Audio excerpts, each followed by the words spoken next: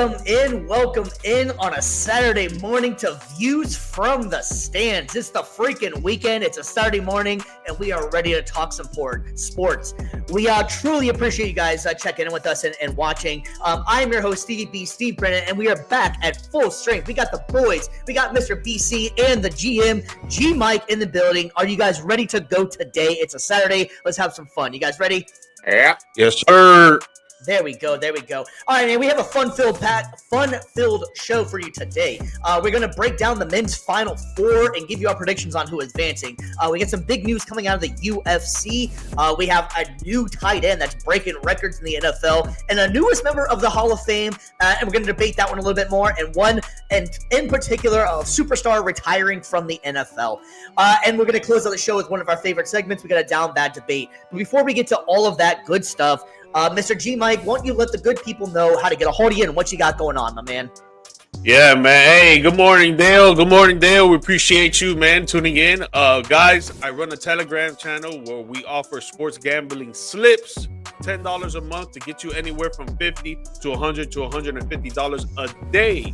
Lately, we have been going in. We have been hitting hard. For the last 4 weeks, we've been on a roll of hitting 50% or higher, having a 50% or higher hit rate for the last month, and the last 3 to 4 weeks we've been hitting more than 60%.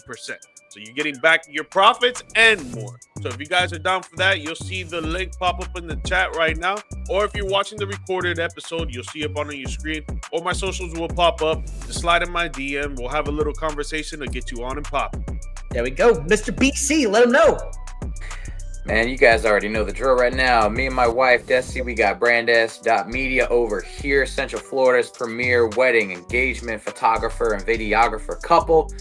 We just got done working a wedding actually yesterday. Had a great time. You know, if you guys, again, you or somebody you know is getting married or getting ready to pop the question, if you got some family formals maybe you guys want to take, or, you know, again, it's kind of getting towards that time, senior class photos. You guys want to get those special memories that last a lifetime, come hit us up at brandest.media. That's the website right there. You can check out our portfolio, our pricing plan, see if we're what you are looking for. Again, brandest.media. Come make those memories that last a lifetime. Absolutely. And hey, we want to give a couple shout outs to a couple of companies that's been helping us out along the way as well. We got Varsity Sports Nation. It's your premier sports app, man.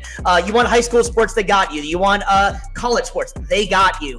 You want sports content like you're watching right now, they got you as well. The best part of the app is that it's convenient. It's easy to download. You can download on your iOS, your Android, Roku TV, Apple TV, Fire TV. Any kind of socials, they're on there. You can also watch our show right here on demand, and it's a great company. Support them and give them a like and subscribe, just like you would like for us. We appreciate that as well. And last but not least, we want to give a shout out to Millions.co. Millions is a great app that's up and coming as well. If you want interviews with athletes and different things like that, they got you hooked up, and they've been supporting us. And you can also watch us on demand as well. So give support to support who supports us. And we really appreciate all the support you guys give out there and checking in and watching the show with us. And while you're already doing that, can you please give us a like and subscribe, man? We're trying to just keep this thing going. The easiest thing to do to let us know whenever we're going live is just click the bell. And it's simple as that, and you can help us out drastically. Now that we got that out the way, you guys ready to get into some sports? What do you think? Let's do it. Sure. Let's do it. All right, man. So we have some major news coming out of the UFC. UFC has made a merger with Meta, the company that generates Facebook, Instagram, and the WhatsApp, giving fans unprecedented access to be able to have Meta AI glasses, new in-arena experiences, and become the official sports media partner of the UFC, and also a new feature as well of AI rankings. So no longer will it be the fact of people making the rankings, it'll be now AI generated. Fellas, this is major news for the UFC. What do you guys think of this, BC? I'm going to have you start this off, man. What do you think about the merger between TKO is what they go for on the stock market, but UFC is the parent company? What's your thoughts on this, man? This is huge. No, for sure. And I mean, again, you're talking about incorporating social media giant Meta, like with regard, again, you have so many different companies that it encompasses, and then you're able to bring that kind of social media marketing, accountability, and everything along with the UFC. It's huge. You're going to be able to bring the fighters that much closer to the fans, and also to the incorporation of AI generated rankings instead of, again, people doing it. Again, Right. it's AI generated. However, again, it's going to be based on algorithms. So it's going to be very interesting to see. That's the one I'm most curious about. Fan engagement, fan involvement is something I think we all can appreciate with sports. But for me, the thing that really stuck out to me was AI generated rankings. And it's going to be interesting for sure to see how their algorithm is based on, how you're going to rank these fighters. You're going to go on strictly win-loss. You're going off of, are you also having the AI determine who is the tougher fighters? It's going to be interesting how they bring that together. And I know for sure there's going to be some hiccups along the way, probably the first few weeks or months of having this ranking system for sure. But that, to me, that's what sticks out most. And I'm very interested in learning more about the system as well and seeing it implemented in practice. Yeah, G-Mike, man, this is huge technology. This is a huge boost for the UFC. What's your thoughts on this one, man? How cool would this be on a fight night, man? No, it'll be definitely awesome to watch for sure. And I think the thing that pops out for me the most is that since with this merger, it's going to put a lot of more exposure on UFC itself, because there's a lot of people that use Facebook, Instagram, and Snapchat that don't know anything about the UFC. And now with this merger, obviously they're going to be promoting a lot of the UFC fights, the promos, the events, whatever the case may be. And it's going to get to a broader audience throughout the world, because the UFC is just international. It's not just the United States. If you guys don't watch the UFC, they do a lot of fights in other countries in the Middle East, in the East, and all that stuff. So it's going to be dope for the exposure to get out there, to get more fans, to get the UFC, the league itself, on a higher level, getting these fighters as well more money, because that's exactly what I was saying. Money's going to become involved. You got to the more sponsorships, the more money comes in. It has to. Yeah. If people are watching the fights way more and more and more, and the promos and all that stuff, it's gonna just bring in more money for the fighters, for everybody else that's involved in the UFC. And honestly, just all in all, it's a win-win on both sides, really. Yeah, and so like I said, my biggest take would be is what I'm excited for is the Meta AI with the glasses. And so let's face it, VR is the future of is the future. It's only going to get better. So I think it's an awesome way to give technology with the fight game. You're going to be able to get an experience that you probably never got a chance before. Moves like these are the reason why the UFC is on top of the game and why MMA is sweeping the nation right now instead of boxing. Boxing, it's not the same, man. UFC is on top of the game. And on top of it too, how cool would it be for a fight night to be able to put on some VR glasses or put on a VR headset? A little bit bulky. Still at the time, the technology is only going to get better. But how cool would it be? You're going to get ringside and just be at your house. I think that's going to be amazing. The only thing I'm going to say about the whole thing, though, is that I hope it doesn't cost more for fans to do that. The pay-per-views are only getting more expensive. They're also getting great quality fights, and Dana White and those boys know how to create good pay-per-views. But I just hope that this doesn't go on for the fans that you have to pay a hell of a lot more than you would have for a fight just to watch it on there. I can understand a little upcharge, but I just hope it doesn't come at the cost of fans. I will say as well, with the augmented reality systems as well, with the glasses and everything like that, for me, it kind of brings me back to as well, like with given that video game fight feel though too, like, are you going to be able to track a fighter's stamina? Are you going to be able to track their health throughout the course of the match? Are you going to be able to kind of see how, these damages and everything like that? Almost like you kind of have not really a health bar, but it'd be interesting to see how they incorporate that. You can kind of see all those little different things, maybe get in depth on, having the corner speeches, corner talks with, with the fighters and their staff. It's interesting. It's basically bringing video game like realism, or basically bringing video games into kind of your experience of the fights without necessarily you having to worry about controlling it and learning all these different button combinations. You just sit back, relax, and watch, and it's just a whole new frontier, and it's very exciting to see. Yeah, you could be in the fight without getting punched, and exactly. I mean that sounds pretty good to me. Either that or imagine having that experience of just sitting front row and watching one of these fights. Yeah, I mean, if you think about it too, like the technology that's coming out is only going to get better. I mean, pretty soon we'll be having sweat on our foreheads without even, without even being there.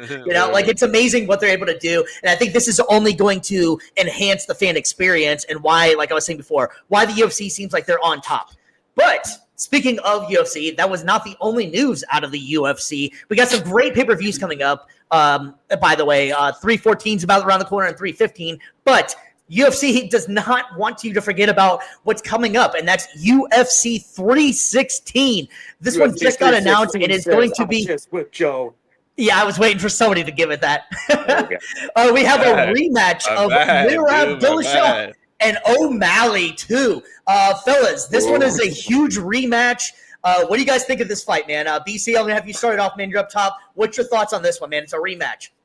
No, dude, I freaking love it, man. Like it's always great when we get, those big fight. I mean, obviously having dream matches, dream fights are amazing, but when you're able to get the rematch and then potentially based on what happens, we'll see if you can maybe get a trilogy out of it. Those are always huge for UFC. You're going to be driving, huge profit margins as far as like getting marketing out there. And it's, again, obviously getting ahead of myself with a trilogy fight there, but anytime you're able to run it back, it was a great fight the first go around, but anytime you're able to run it back and you're able to get, this rematch going, it's going to be exciting. I'm excited to see Sean O'Malley for sure getting another shot at the title. G Mike, man, what's your thoughts? Yeah, definitely. Initial reaction. Well, like I said before, we'll break it down when we get closer to the actual fight, actual predictions and all that stuff like that. But man, this is pretty exciting coming up, though.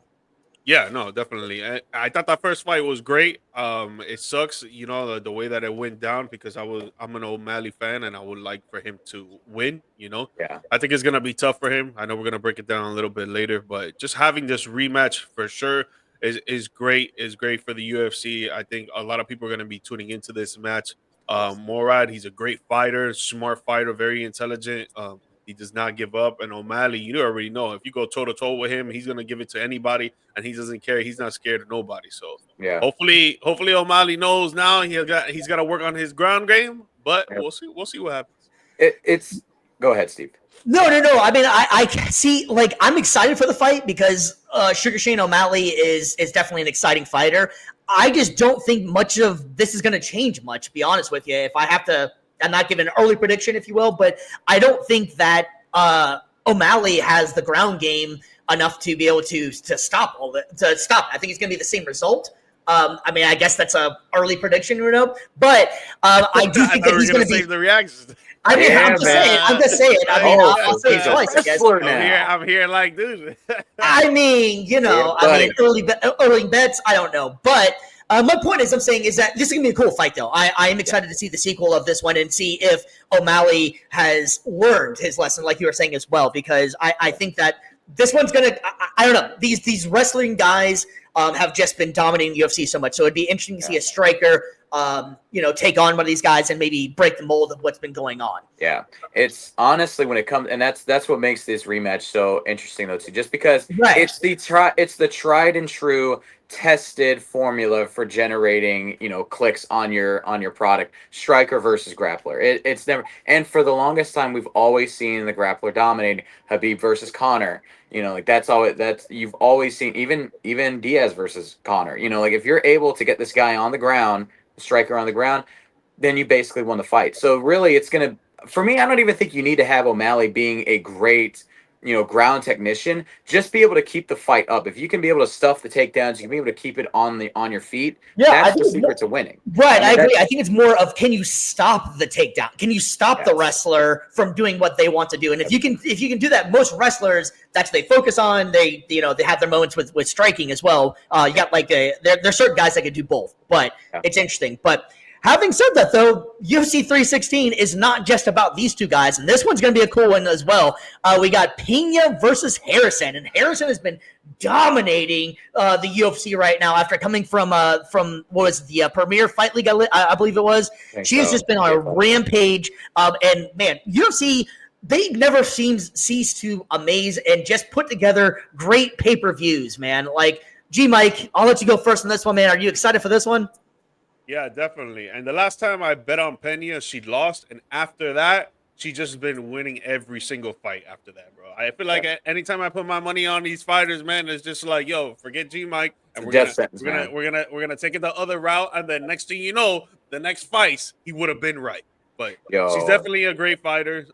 She's very intense and she'll come at anybody. This fight right here is gonna a great two I'm not main gonna lie, event, I'm more great excited about headliner this for sure. fight than the main event. To be honest with you, man, yeah. I shout out to UFC for promoting the female fighters. I'm not gonna lie, man. At first, I was kind of like, man, what is UFC doing? Getting like, I don't know, I didn't know how to take it. But the female fights have been more exciting every single time than any of the male fighters, man. And I love it. I was very kind of on the fence of like how I'm gonna feel about this at first.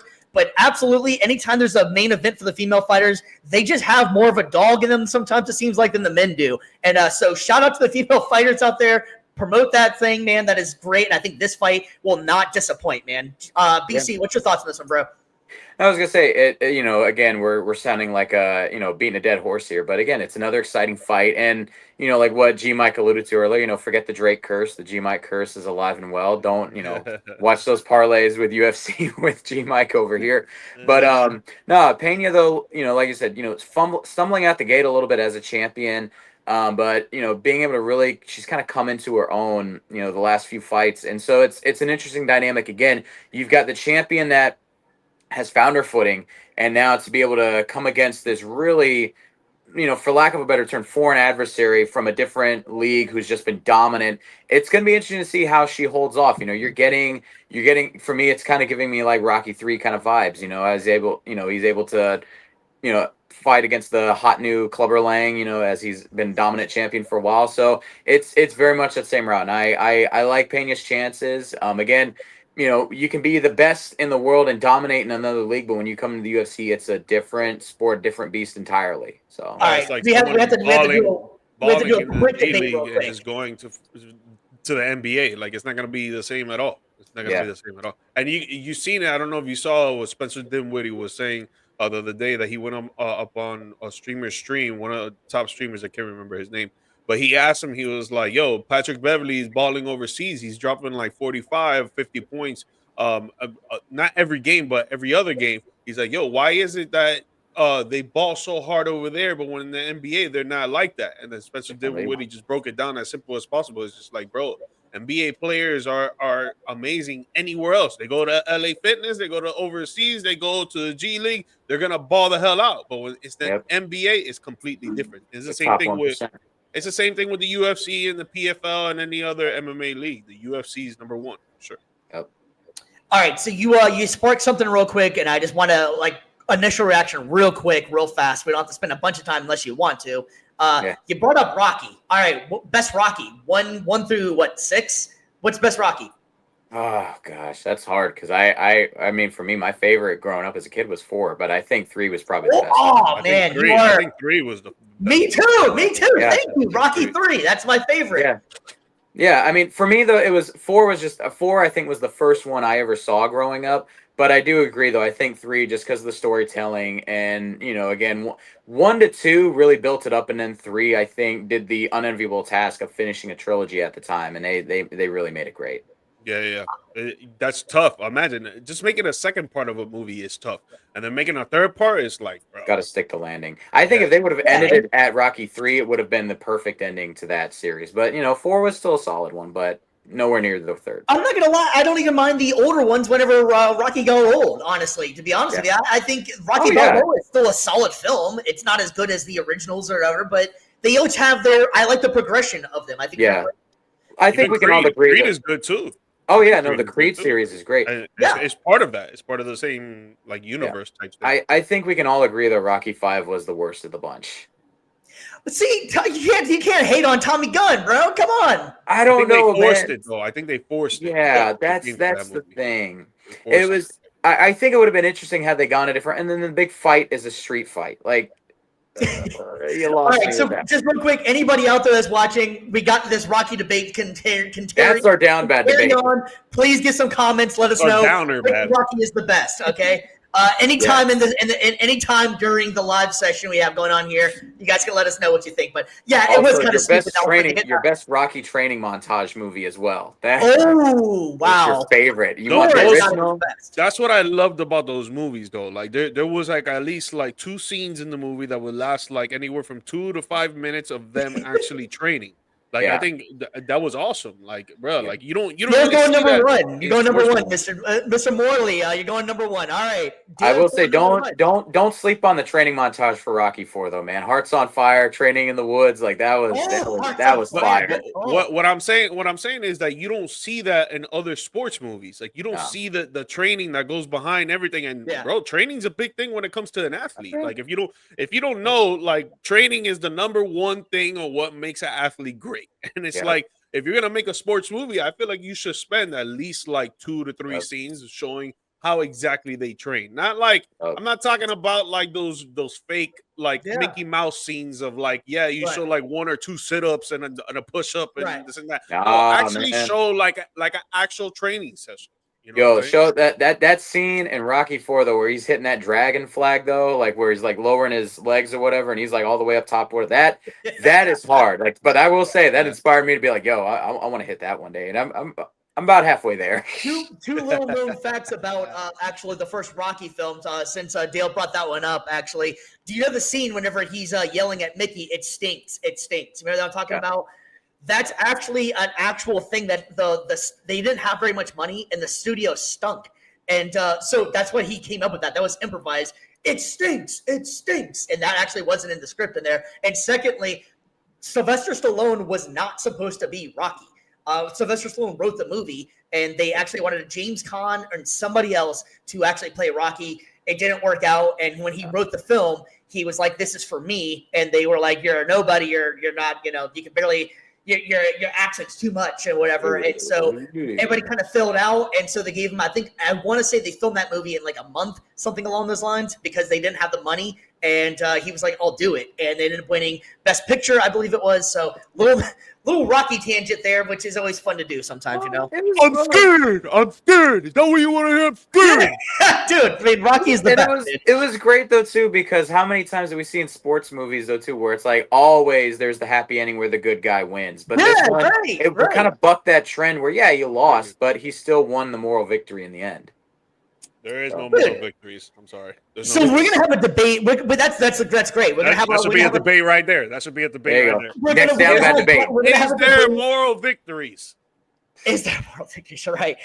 So we're gonna have a debate here coming up soon, I'm sure, of best sports movies. What do you guys think about that one? And you guys are out there in the comments. Let us know as well, please. Why is it the longest yard? With Adam Sandler. 100%. With Adam Sandler in it. Whoa. It's funny. It's emotional.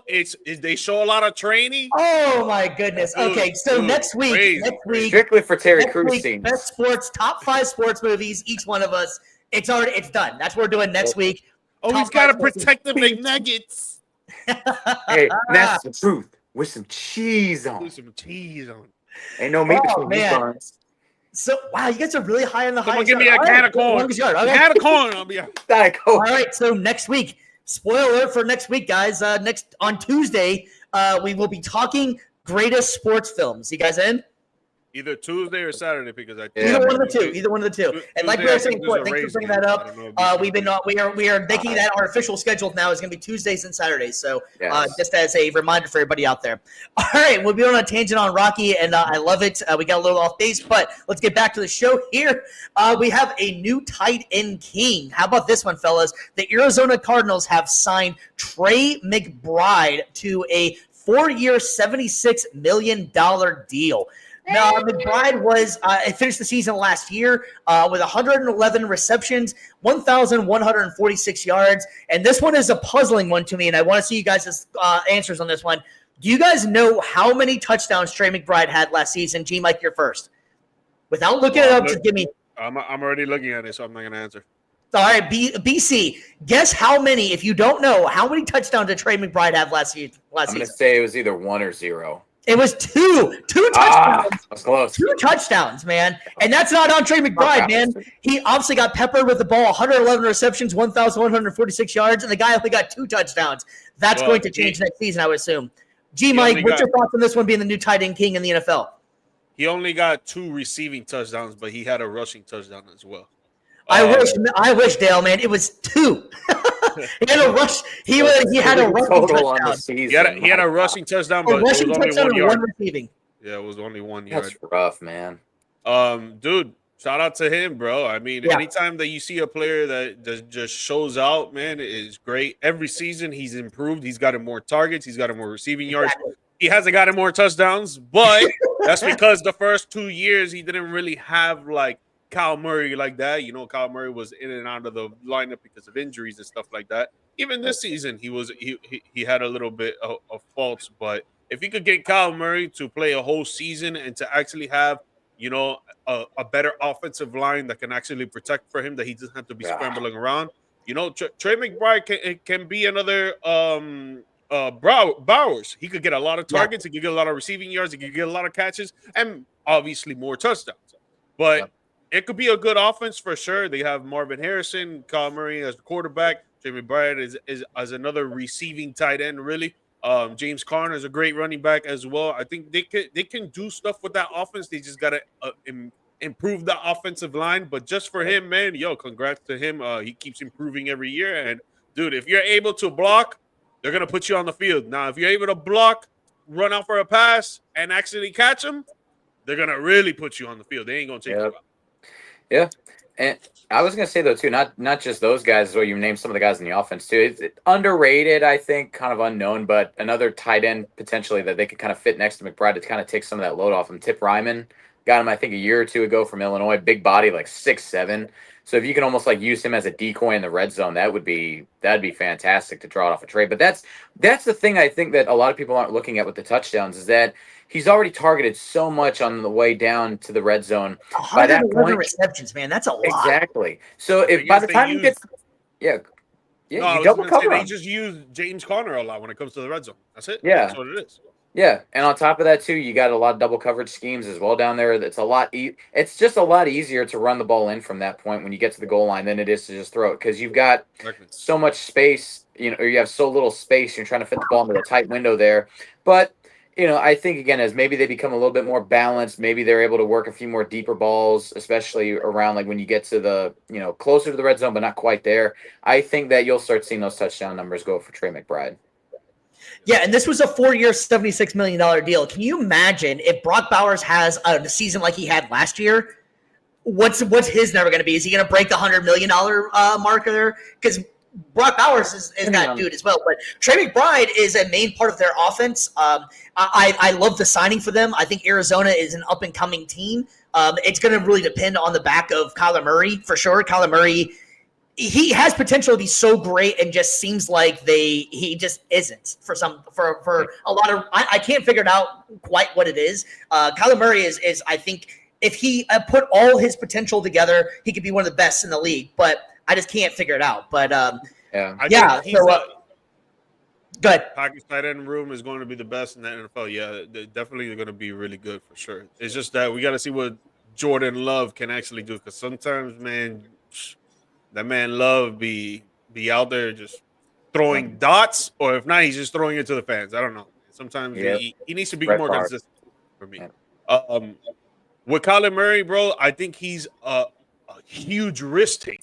Like, he'll go out there and try to scramble. Obviously, if there's no receivers open, he'll try to scramble, and he could get anywhere from like 10 to 25 yards in one run, right? But then when he tries to scramble and he actually tries to throw to his receivers, he tries to fit it in either some tight windows or just tries to overthrow. So it could be the receiver the only one trying to touch the ball. But sometimes, man, it just comes off really bad. Imagine you're rolling out to your right, you're rolling out to your left, you're 5'8", 5'9", you barely can see over the line. That's like 6'7", 6'6", and then you're out here trying to throw, against some speedy corners, some speedy safeties, and trying to pinpoint where your receiver is going to go and try to anticipate it and try to put the ball in the exact spot. It's tough, man. You need a better offensive line that can actually protect you so you could just drop back and actually just throw the ball instead of scrambling out and then trying to make a play. Well, here's my thing, and I'm obviously I'm not an NFL player by any stretch. So I'm not trying to act like as if I know what I'm talking about with this one. But I'm saying, do you think since he had that injury that he's playing a little scared now? Because Kyler Murray's one of his biggest things was that he could run. And ever since he got that injury, his scrambling has gone down drastically. Now, I don't know if that's offensive play calling. They used to run the design plays for him and stuff. But to me, he almost seems like he's a little nervous of running a little bit more? If you guys kind of see what I'm kind of feel that way, or do you think that like, you know, and I'm not trying to say like in using the term scared is a horrible term, because obviously these guys put their life on the line. So I'm not trying to say it like that. I'm just saying it just seems like he's a little more hesitant to try and scramble, and that was one of his biggest things. BC, what's your thoughts? Well, I mean, it could just be as well. They're just trying to get him more oriented to passing, being more of that traditional quarterback. Because again, as great of a scrambler as he is, at that size, you take a shot. One shot can be the difference between, you know, like that can be your career right there. Yeah. Concussion city, like it's a real thing. So, you know, I think that's more of this. They want him to develop more. Yeah, they want him to develop more as a passer, and I don't think there's anything wrong with that. I think to be able, as a quarterback, you don't want to necessarily be run first the whole time. You want to be able to beat them with your arm, and then your scrambling should almost be like a last minute or last second resort. And I think that's just what the Cardinals are trying to do with him. And that's why you're seeing like them adding more weapons aside from just running back. You got Trey McBride now. You got Marvin Harrison Jr. If they can get him another secondary receiver, like even like a 1B to Harrison's 1A, I think that that's going to really help unlock this offense and Kyler Murray's potential. And you have to be able to protect that man. You got to be able to keep him up. You need at least, I would say, a franchise left tackle and probably a Pro Bowl caliber center, and then maybe a serviceable guard as a starter. And then you can just have solid guys the rest of the way. But you need a difference maker at each of those offensive line positions, 2 or 3, and then your offense, I think, is going to be set. To speak on what Steve brought up, I do think a little bit. Yeah, he is scared maybe to run for sure, because you have a gruesome injury like that, man, and especially that it's not that it's only happened once, because he sprained it after and everything. Yeah. But dude, like you be running out there, and next thing you know, you get hit and your knee just completely shifts or completely comes out of place or just completely breaks. Like it's after that for sure. I feel like you're gonna be a little bit scared. Not that, I hate using the term scared. Like I know, like that's like such like a bad thing to say. By the way, I'm just saying it just seems like he's a little more hesitant. Maybe it's a bad. I don't think it's a bad thing to say, bro. Because if people out here telling me that you're not scared of anything and you can't admit that, you're bullshit. Lying. You're bullshit for sure. Everybody's scared. You're talking about a 5'8", 5'9" quarterback, speedy quarterback, going up against guys that are basically his size in height, but in weight, like 200 more pounds of just pure muscle, running a 4'6", 4'7" at you. It's a huge fridge running at you, and next thing you know, you try to make a cut, you try to go past them, and then out of nowhere, their shoulder, their arm, their leg, whatever it is, just hits one of your body parts in the wrong direction. Like, dude, like that could be career ending. So, like, yeah, I would think that he's kind of scared a little bit. But he's still out there and running. Like it's not that he's not out there and running, but he's just trying to like what BC was saying. I think they're just trying to minimize that as much as they can and actually get him to throw the ball. And especially that you got amazing receiver in Marvin Harrison. You know, he should be getting like anywhere from 10 to 15 targets a game. Obviously, you got McBride out there too, so he'll probably drop a bit. McBride's got to get his touches, but I do believe that they're just trying to incorporate his passing more than his running. And I think as well, by incorporating the passing more, you're able to, when you focus more on the pass, that's going to have the corners play back, that's going to have the safeties play back, that's going to have even the linebackers playing back. That's going to help you on those runs then, because they're playing so much farther back. You're going to be able to get that little more wiggle room to work. You can get probably a couple extra yards to get that slide in, so that way, you know, like you got the first down and you don't have to worry about taking an unnecessary risk on your body. Yeah, just God bless the internet. I just looked it up real quick. Kyler Murray is actually 5'10", 205. I did not expect 205 out of Kyler Murray. Believe it or not. He's got a few seasons. He's a little bulky. Yeah, he's a little. I'm sorry, he's 207 is what he's listed at. He's actually 2 pounds. He's 2 pounds bigger than Bryce Young. Didn't expect that. And about 2 inches taller too. So there you go. They're actually same height. They're basically the same guy. I always thought Bryce was like 5'9" or 5'8". Yeah. Bryce Young is 5'10", 205. Kyler Murray is 5'10", 207. If someone tells you they're 5'10", but they're actually 5'9", or if they're 5'9", they're actually 5'10", dude, it's the same shit. Whoa. I'm 5'6" and 3/4. Okay, I'm 5'6" and 3/4. All right. Yo, man, That's I'm like six. that's Yo, like dudes. That's like dudes saying, "Yo, I'm 5'13", bro. I'm 5'13". yo, on my Max Prep profile, bro. It said I was 6 foot. So yo, that's what I'm going 6 foot, with. That's what I'm right, going right, with, bro. 6 foot, right. Man, I can't afford to lose any height inches on here, man. I'm 5'6 3/4", like I was saying. All right. So I'm you're 5'11". 5'7". I'm Yeah, 5'11". there we go. All right, guys. Well, we're going to move from the NFL, and we got some big news coming out of the NBA, and that is Mr. Carmelo Anthony is going to be the newest member of the NBA Hall of Fame. Carmelo Anthony averaged 22.5 points a game, 6.2 rebounds, 2.7 assists, and shot at 44.7%. All right, Mr. G Mike, man, I'm going to have you up first. What's your thoughts on Melo making the Hall?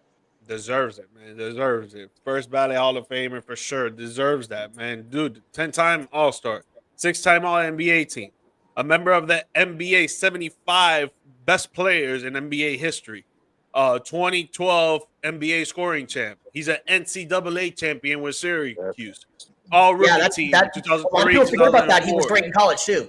And that same year that he won the NBA scoring champ, he was top 3 in NBA voting, bro. Like this guy, dude, bro, he did it. He did it all when it comes to the offensive end. Either on 1-on-1, he was killing dudes. On 1-on-5, he was killing dudes. On the post, on the three, like great buzzer beater winners as well. He's top. He's at the top of the list. Like he's like 7th or 6th or something like that. But dude, man, it just sucks that he never won a chip. You know, Yeah, I think like that was what I was about to bring up. yeah, man. Like I think like that really puts an impact on his career, but that doesn't take away how great he is. Like I've seen on Twitter people talk about, oh, he's never won and this and that, blah blah blah. He Neither shouldn't did be a Hall AI. of Famer, and it's like, bro, man, it's like, yeah, yeah. Don't get me wrong. It's all about winning when it comes to sports, bro. But at the end of the day, man, the NBA is a team-oriented game, just like a lot of leagues in the United States and even across the world. It's a team-oriented game, bro. You can't go out there against 1-on-5 and just expect to dominate and win every single game, especially if you're going through 1 round, 2 rounds, 3 rounds, NBA Finals. Like, dude, like people got to put it into realistic perspective, bro. But all in all, man, this guy was a great offensive arsenal. If he was a little better defensively, I think it would have been a no-brainer. He probably would have been in the Hall of Fame already. But, dude, well-deserved, man. Carmelo Anthony, big-time fan. Thanks, Dale, for watching the show and checking in, man. We really appreciate it. Yeah, I was gonna say everything G Mike just said, man. Like that's pretty much my sentiments as well. Like you can't, he was so in his prime. He was complete multi-level scorer. You could not stop him. He had a bag for every position. Kind of, if I had to compare him to a player right now, it kind of reminds me a little bit of like a Paolo Banchero, just being able, not the most athletically gifted scorer, but like, shut up. You guys are trying to cook me. You guys are trying, man. I'm just Banchero cannot shoot the 3 for nothing, man. I'm saying in terms of like everything but the 3. That's the thing. But like I'm talking about though, having a bag though, being able to have all these different moves, post moves, fadeaways. Just again, not most athletic, but dude could just score from just about anywhere on the court. But yeah, Melo though. Again, one of the greatest scorers of all time, one of the greatest scorers of our generation. And again, the biggest shame is that that man never had a ring. And he could have very well been. Had he been drafted by the Pistons at number 2 instead of Darko Milicic, you could have seen not just him winning a ring, but that whole team winning potentially multiple if he would have rings. came to the Heat instead of going to the Knicks, because he was going to go to the Heat. That's another one. But yeah, just there's so many opportunities for him. I would have loved to have seen him get a ring, been the main guy on a championship squad, and he could have been. People said, "Oh, well, he never could," like because the Iverson experiment didn't work out. Yeah, 2 guys that play the exact same kind of play styles, working together. Well, it's gonna be great, but. Yeah, he should have done more, I think, in terms of, or he should have had more. Let me say it like that, because he did a whole lot in his career. But again, one of the greatest of all time. Happy for him, well deserved, and it's just gonna be again like I would have loved to have seen him get a ring, but again, I think that speaks to more of sports in general. We kind of judge players based on, if you don't have a ring, you're horrible. If you do have a ring, like you're greatest or whatever. And it's like, no, let's be honest. Most people, if you're looking at, would rather have his career than most other players in the league. Yeah, it's wild too. I feel like Melo is one of the most forgotten greats because like you don't ever hear, unless you're an NBA head, you don't really hear too many people talking about Melo at all anymore. And I always kind of feel like he kind of got forgotten about because he kind of just once he was done, he was done. And like you would see him courtside, but you don't really see him doing. I don't know. He didn't get into the broadcasting stuff or whatever, like Carmelo Anthony, I think for anybody that does not remember Carmelo Anthony, go back and watch some of the highlights. The guy was an absolute beast on scoring. He did it all really. His defense was a little lackluster, but he was an offensive player that could do it all. And it carried the load on offense a lot for his team. 100%. It's just kind of wild. I feel like he is definitely a forgotten great.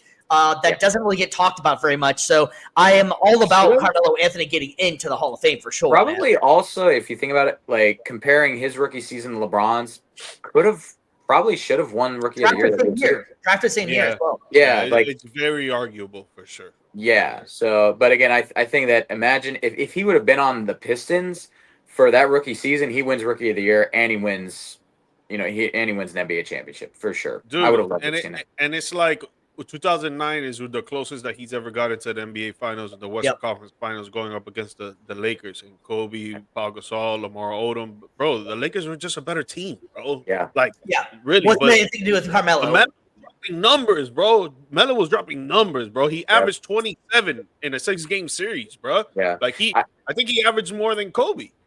Yep. I think that in addition to being one of the all-time greats, if you had to. 34. If you had to sum up Melo's career as well, like aside from being one of the all-time greats, if you had to have something to define it, would probably be he deserved more around him for sure. Yeah, definitely. Bro. Imagine his starting five was him, Chauncey Billups, J.R. Smith. Chauncey Billups was already coming down the end of his career there. Yeah. Kenyon Martin, he was pretty good as well, and Nene. The only thing about Nene is that he wasn't really scoring as much. He didn't even average 10 points this whole series, bro. And it's like, if he would have scored a little bit more, I think, it would have gone game 7. Maybe it would have been a toss-up there. But the scoring was definitely on the back of Carmelo, for sure. Yeah, the Lakers had more scoring than the Nuggets did. Yeah. Yeah, no, that's definitely interesting, man. And I'm really happy for Carmelo Anthony too. He seems like especially like off the court, you do any kind of interviews and stuff like that. He's kind of a quiet guy. I'm happy for him. He seems like a pretty good guy. What's that? Like he has a podcast now, so he's not that quiet no more.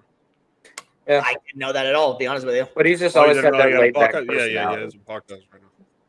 Yeah, he just always had that laid back personality, though. He wasn't trying to be the center of attention or anything like that. He just wanted the ball, and that's it. Respect. You can almost call him Melo. Yeah, there you go. There? Yeah. Let's call him Melo. Okay. Anybody? No. Oh, the dad jokes. Our resident I didn't dad joke. I didn't hear what you said. No, I was saying you can almost call him Melo. You can almost call him Melo? Yeah. What do you think, huh? Anybody? Let's move on. Let's move on. Resident dad joke expert Stevie B, folks. Yeah, exactly. All right, well, one last thing for the news, and I want to get you guys' thoughts on this one. Julio Jones decided to call it a career last night, and Julio Jones was an amazing athlete, had an amazing career. So just a couple numbers if you guys did not remember. He played in 166 games, had 914 receptions. He had 13,703 yards, averaged 15 yards a game, and 66 touchdowns. His longest was 81, and he had 11 fumbles, which is, it happens sometimes. But that's pretty impressive over his long-year career. Guys, Julio Jones, first ballot Hall of Famer. What you guys thought? G-Mike, you're up first, man. Yeah, definitely. 7-time Pro Bowler, 2-time All-Pro. He's part of the Hall of Fame all 2010s team. Like he definitely did what he needed to do when he was out there on the field. He should have had a Super Bowl ring, but totally agree.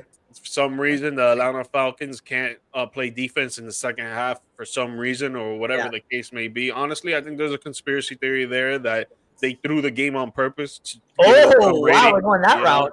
Yeah, dude. I don't know, bro. 28-3 going into halftime. And you're telling me you can't score or you can't stop the ball the whole second half? Like, it was like the offense and defense went from playing varsity to JV. The whole JV squad just went out there and they started taking over. I don't know what it was, man. But dude, Okay. crazy. Dad jokes and conspirty theories on Views from the Stands. Yeah, dude. This is what you guys tune in for. Honestly. But dude, 1,871 yards in 2015. That's crazy. He almost broke for 2,000 there, and then he almost did it again in 2018 with 1,677 yards. Bro, this guy for 6 years straight, he was a Pro Bowler. For 5 years straight, he was an All Pro. Bro, this guy was a monster. He was a monster. Yeah, and I was gonna say a lot of receivers dominate with their hands, a lot dominate with their speed, a lot of them dominate with power. He was one of those rare exceptions that just had all three. Great hands, had great, he could catch just about anything. He had great speed, great separation, and then also too, he had a lot of strength as well, a lot of explosive power. So he was one of those rare outliers in the receiving game. So to be able to witness him and in my division, torching my Bucs defense for years, it was a nightmare matching up against the Falcons. But he was a special talent. Definitely, again, another one of those guys that deserve more in terms of supporting cast and also having a defense that just didn't choke on the biggest stage.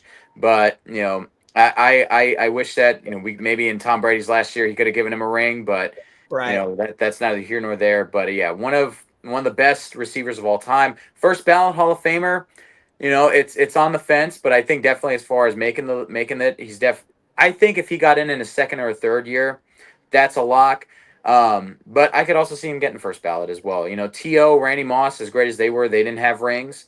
So, I could definitely see him getting in on the first ballot. Would I vote him in first? No, but still, one of the all-time greats, deserves the Hall of Fame, and it's sad end of the career to not being able to win one. Yeah, and I think there's almost kind of like a disrespect if you're not like a first ballot kind of thing. I don't find Julio as a first ballot. I don't think because honestly because of the ring kind of situation that he didn't get the ring. That's not his fault per se, but I think Julio is well deserving to be in there for sure among the greatest of all time.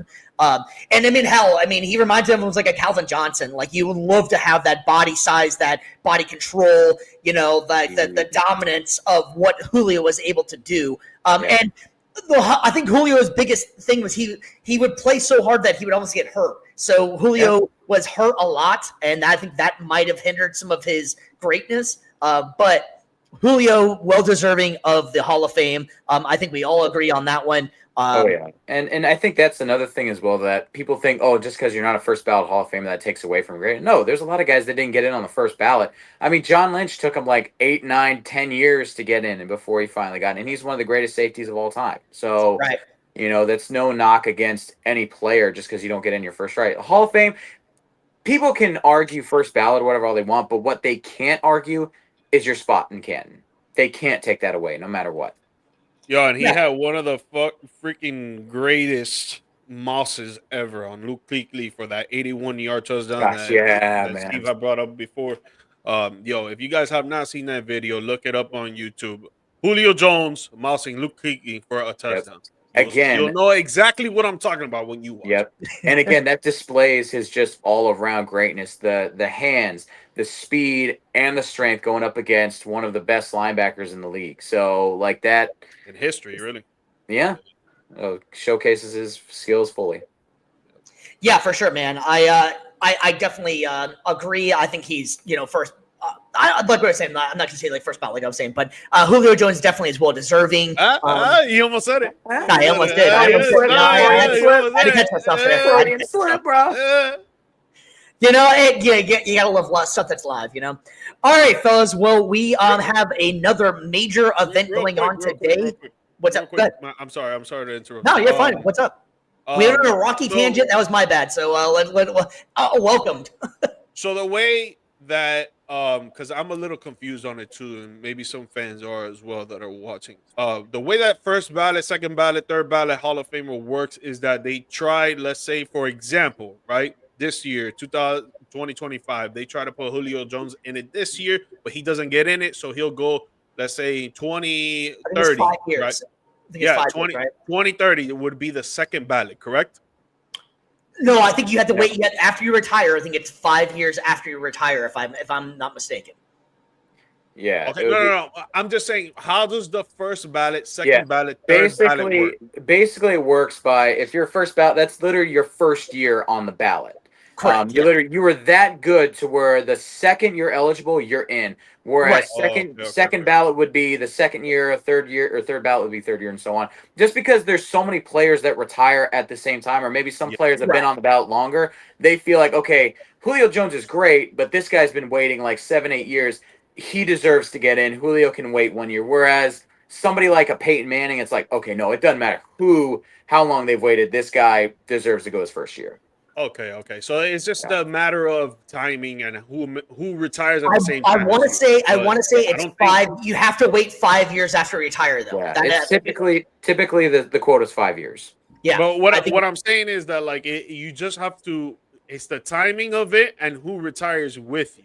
Like Yeah, what makes you first ballot, second ballot, third ballot. Yeah, pretty much. If there's a guy that retires at the same time and he's objectively he has a better career, then he might get in, or they might both be voted in at the same time. I think there might be a limit on how many they can induct each year. I think I'd have 4 or 5 or something. Like that. Yeah, but typically though too, again, if there's a guy that is great as well, like say like somebody who might be on a shorter level, like let's say Adrian Peterson and like let's say Derrick Henry on the ballot. Maybe let's say AP's been waiting longer than Derrick. They're going to put in AP first for sure, and then maybe Derrick might have to wait 1 more year. If I have to go on a slight tangent here, my guy Reggie Wayne is not in the Hall of Fame, and Reggie Wayne I think is deserving to be in the Hall of Fame there. Right, he's not yet. That dude, he was the 1B to Marvin Harrison's 1A. Like he deserves to get in. You could, and the thing about it, he played longer as well, and has better stats. Yeah. The thing about it is that the reason why, and this is just me thinking like a conspiracy, though, but the reason why he's not in it already, or he hasn't been, because I think he's been tried to be voted in. No. Yeah, he's on the ballot. He's on the ballot. He just I think the reason why he's not in is because he had Peyton Manning as a quarterback. Because there's been arguments that they're like, yo, why was Marvin Harrison so great? Why was Reggie Wayne so great? It was because of Peyton Manning. Now, I don't truly believe that because I think that they're both great receivers, no matter who they would have at quarterback. But the thing is, the reality is that they had Peyton Manning. If they had another quarterback, would they put up the same numbers? To answer your question, yes, because my man, that's my team. My man had Andrew Luck, and he was the #1 receiver again for another generational quarterback. Andrew Luck was another great receiver or great quarterback as well. You know what I'm saying? Like if you okay, for instance, the receivers for the Miami Dolphins, right? The great receivers that have been through the Miami Dolphins, Brandon Marshall, Chris Chambers, whatever, the list goes on and on. They didn't have great quarterbacks, right? But imagine if they had great quarterbacks. Would their numbers be different? I think it just depends. And again, we can always play the what if game until we're blue in the face. I think that when it comes to nitpicking when and where a guy deserves to go in the Hall of Fame, sure, like Reggie Wayne versus Marvin Harrison, both had great quarterbacks. It's like, okay, well, if you want to nitpick, let's see who does better without Peyton Manning. I think that's when you can say, yeah, well, Marvin Harrison would do objectively better because of this. But I think in terms of, like we're talking about Reggie Wayne versus Brandon Marshall. I would say like that gap is not really necessarily because of who is their quarterback. I just think that's in terms of their ability and their skills as players. That's just my opinion. I don't know, man, because Brandon Marshall had Jay Cutler. He had Ryan Tannehill, was it? I think in Miami, yeah. I mean, I don't know how we got on the Brandon Marshall or Reggie Wayne. They're comparable, but I mean, I'm just saying the fact of like I just think about the quarterbacks. The quarterbacks. I'm not talking about the receivers themselves. Like there's a lot of receivers that are great, but they have horrible quarterbacks. And again, but I think that there is though a difference in terms of like if you want to use that in terms of nitpicking between like Hall of Fame and like Hall of Fame level players, sure. Like you could say Randy Moss Dante Culpepper was he was great with the Vikings. Yeah, T.O. You can maybe say like, maybe with T.O. because, aside from like Donovan McNabb, Tony Romo was good. Jeff Garcia was good, but they weren't necessarily like Tom Brady in '08 Yeah. great. So like if you want to do it amongst that, okay, sure. But to say like, just throwing out a name like a Mike Williams from the 2012 Bucks is on the same level as so and so just because Josh Freeman was his quarterback. Well, You here, know, I think a perfect example of it is Devontae Adams. One, G Mike, I'll give you one. What about Des Bryant? Where does Des Bryant rank? Does Des Bryant make the Hall of Fame? I mean, maybe not first ballot, but yeah, maybe do you think where do you compare Des Bryant to the pantheon of like great receivers? Do you think that he's actually a Hall of Famer? Because I kind of feel like Des Bryant is almost like in a Reggie Wayne category. They were dominant as hell. I think I would take Reggie Wayne over Des Bryant, but they did different things. They're different guys. Where would you put them as far as comparable, or do you think Des Bryant makes the Hall of Fame? Like, I think Reggie Wayne should make the Hall of Fame. That's not the argument that I'm having. What the argument that I'm having is that Reggie Wayne had Peyton Manning, which is why some people think that he shouldn't be in the Hall of Fame right now because he had a quarterback like that. Because if you're comparing, that's not your argument, that's others. Yeah, that's others that I've heard. I've heard. Again, I think Reggie Wayne should be in the Hall of Fame, 100%. But I'm saying the playing devil's advocate, that's the argument that they bring up. But now you're bringing up Des Bryant compared to Reggie Wayne. Des Bryant had Tony Romo. Tony Romo is nowhere near compared to Peyton Manning. No. Like, let's be real. You know what I'm saying? And yeah, Des Bryant trying to go to other teams and stuff, but Reggie Wayne, if you're comparing the two, Reggie Wayne had a 6-time Pro Bowl, 1-time All-Pro, and a Super Bowl ring. Des Bryant, 3-time Pro Bowl, 1 All-Pro, and 2012 Most Improved Player. So, no, I don't think Des Bryant is on the level of Reggie Wayne. Yeah. But now, the quarterback situation, Reggie Wayne had a way better quarterback than Des Bryant. Yeah. Yeah, and I think, again, this just is not just with football. I think this is with any team sport. It's like, does the player make the team or does the teammates make the player? And I think that there's a little bit of there's a balance of both. And I think that depending on, sometimes people are trying to play it right down the middle, and then there's other people that are trying to say that, this guy's not good. And people will just kind of cherry pick arguments, just kind of make this player less great compared to this player. That always is with sports. For sure. Oh, yeah. So, but yeah, get what you're saying. But yeah, here we go, man. Another fun tangent here. And then another thing is that Reggie Wayne had almost 100 more games than Des Bryant.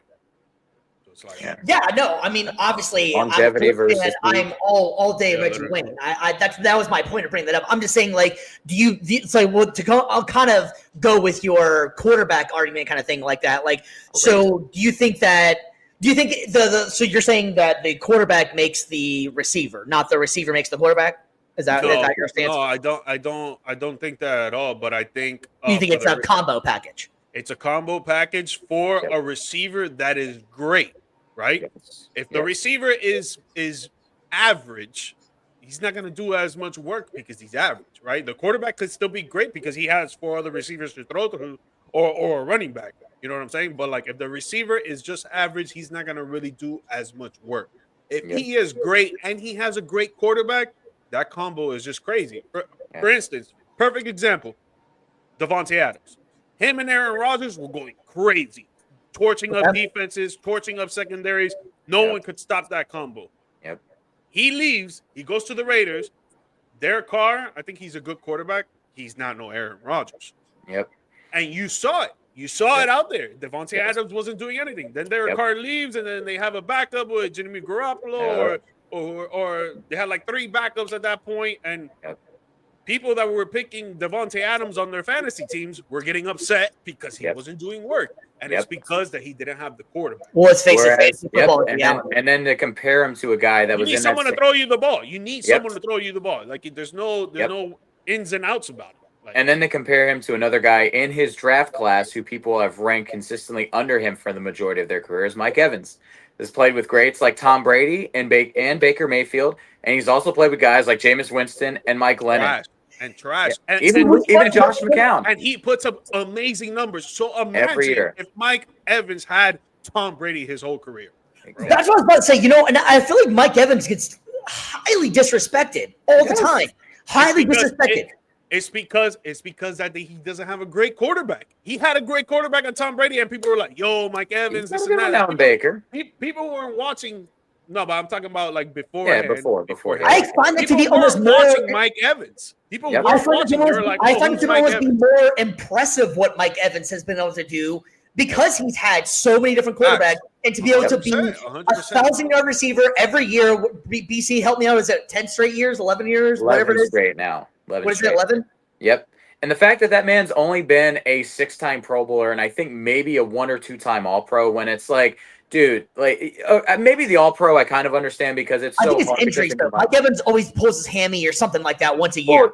True, but he's had some he's had some dominant years as well. He's gotten like 1,400 yards and like 13, 14 touchdowns, and he still doesn't make the Pro Bowl over guys like Devontae or Odell because they might. Agreed. Yeah, and they're in the same draft class, and Mike has had the objectively better career than both of them. It's just, again, the difference is the team success, and that is one case where it's like, okay, I will play devil's advocate, and I will agree and be like, yes, that man deserves the flowers and everything like that. So, again, it's one of those where you really got to take a look at the entire situation, and again, this is not directed towards G-Mike because we already made that distinction, but this is more towards those out there that are like, oh, well, the receiver makes the quarterback. Oh, well, the quarterback makes the receiver. No, it's a package deal. It's a combo, and you can tell. You can look at the eye test. You can objectively tell who the great receivers are, who the great quarterbacks are by how they play, and you can just tell. You can look at numbers. We here, us three here, we're football junkies. We watch and we analyze. This is the reason why we probably do this podcast, mainly because of football, but obviously we love other sports. But we're football junkies, so we see it. But there's conversations, obviously, through social media and even on TV, that they bring up these outlandish topics on how some receivers are not good or some quarterbacks are not good because of the receiver or the receiver's not good because of the quarterback. And it's just like, if you know what you're watching, you know the product, you know who is good and who is average and who is bad. Yeah. It's just more, legacy ESPN, legacy sports media trying to just gin up more clicks and trying to get more views. And they're just trying to reinvent the wheel and just trying to make a new argument for the sake of it. That's why Views from the Stands, we're that newer generation. We don't do that. Yeah, we don't do that. But if you want to click and like and subscribe, we'll take it. Yes, that is true. But we give you honest takes and legit talk. That's moving on from our tangent of NFL receivers here that we got to way down the rabbit hole on. All right, guys. So we have a major event going on today, man. It is the men's Final Four, and it is all number one seeds. If the last time this happened was 2008, when it was Kansas, Memphis, North Carolina, UCLA. Today we have a banger of a games, man. We got Duke, we got Florida, we got BC. Don't laugh at me because you're gonna mess me up again because last week I cannot remember. I'm gonna get it this time. It's Duke, it is Houston, it is Florida, it is Auburn, and I did it right. Yeah, that's it. It's only the four. So last week, man, if you guys did not check out last week, if you guys want to see something funny, I could not remember who I picked, and I stuttered multiple times, and it took me about 4 times to actually remember.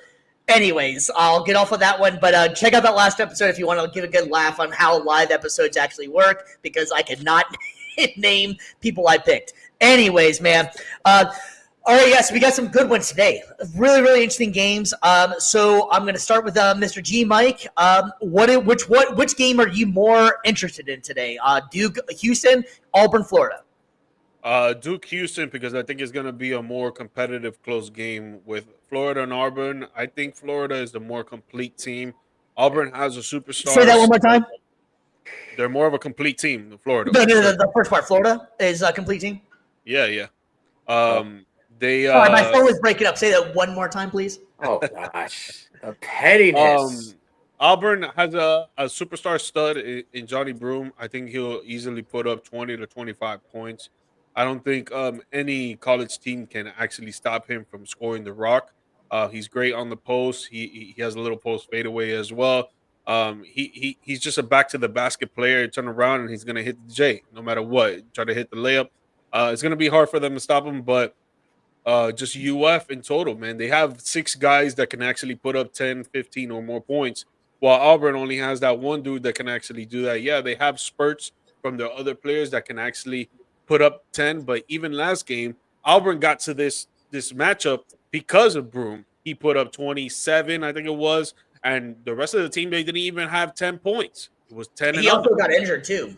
And he got injured, and he got back in the game, and he showed Right. how much of a competitive player he is. So I think Florida takes that. But with Duke and Houston, man, it's the number one offense going up against the second best defense. This is going to be the toughest task for Duke. I think it's going to, even last game, they were going into halftime down. In the second half, they came back and they actually played that championship team level that they can be capable of. I like Houston's defense. I think they're going to slow them down a little bit. But I think in the final minutes of the game, anywhere from 7 to 6 minutes, Duke is just going to show their offensive arsenal. And they're going to take over and win it in a close one. But I see Duke and Florida in the national championship. Yeah. BC, that's a lot. What's your thoughts? No, yeah. No, I was going to say, I agree with G-Mike 100%.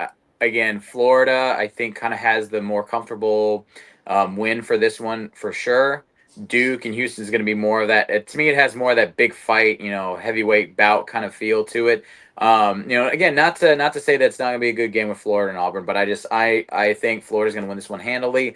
And then compared to Duke and Houston, I got Duke winning. Well, I almost had a Freudian slip myself. I've got Duke winning this one. Like you said, got best offense in the entire NCAA, and you've also got Player of the Year. Flagged for real. He's gonna show up. He's gonna show out, and I think that Houston will do a good job of slowing them down, and I think that it'll keep this. I think that within 10 or 5, somewhere in there, like in that range, 10 to 5 points. But I've got Duke winning this one, and it's gonna be, I think, a banger of national championship. All right. Well, I don't know if you can see the behind me real quick. That's orange, white, and blue. You know where I'm going with this one, man. My Florida Gators have been giving me freaking heart attacks. I'm not gonna lie. My Florida Gators have been giving heart attacks, man. That last game against Texas Tech, man, I was. That's a good team. That's a great team. Texas Tech is a great team. Absolutely.